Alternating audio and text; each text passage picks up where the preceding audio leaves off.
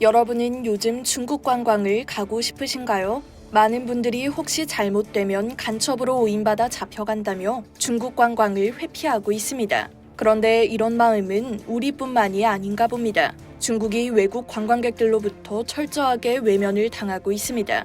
중국에 갔다가 까딱하면 구금될 수 있다는 공포가 지구촌에 퍼지며 중국을 찾는 관광객 수가 급감한 건데요. 관광객이 얼마나 없으면 외국인이 관광지에서 눈에 띄면 셀럽 대접을 받는다고 합니다. 중국 현지인들이 다가와 인기 연예인을 만난 듯 사진을 찍어도 되냐고 요청한다는데요. 외국인을 보기 힘들어진 상황에서 참 희한하다는 반응을 보이는 겁니다. 중국은 올 3월 봉쇄 정책을 해제하며 외국인 방문객을 받아들이기 시작했습니다. 그런데 한국을 포함한 세계 여러 나라의 관광업계가 활기를 되찾고 있는 것과 다르게 중국을 찾는 관광객은 뜸한 모습인 거죠. 지난달 재팬타임즈가 중국 당국의 통계를 분석한 기사를 보면 중국을 방문한 외국인 관광객은 올 1분기 5만 2천 명으로 코로나 봉쇄 직전인 2019년 4분기에 488만 명이 방문한 것과 비교해 확연히 쪼그라든 상황입니다. 8월 미국 타임즈의 보도에서도 베이징 여행 가이드인 제이리는 요즘 작은 성에 가면 20명에서 30명의 외국인만 있어도 많은 수준이라며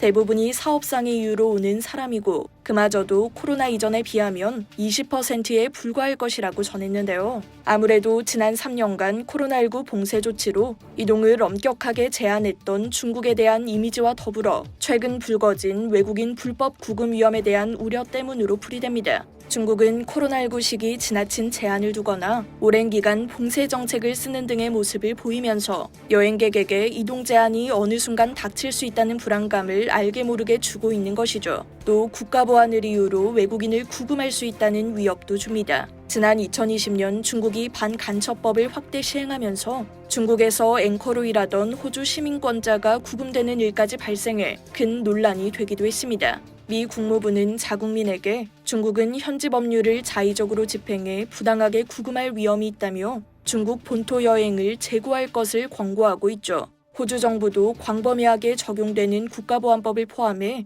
현지 법률을 기반으로 구금할 가능성이 있다고 경고하며 중국에 대한 높은 수준의 주의를 당부하고 있습니다. 여기에 타임즈는 중국의 결제 문화도 중국 방문을 꺼리게 하는 이유 중 하나로 꼽았습니다. 중국은 위챗페이나 알리페이와 같은 현지 모바일 결제 수단만 허용하고 있는데요. 신용카드는 물론 현금도 받지 않는 경우가 허다합니다. 이런 위협과 불편함이 가득한 중국을 찾는 사람이 늘어날 것을 기대하기는 무리겠죠. 이상 여의도TV였습니다.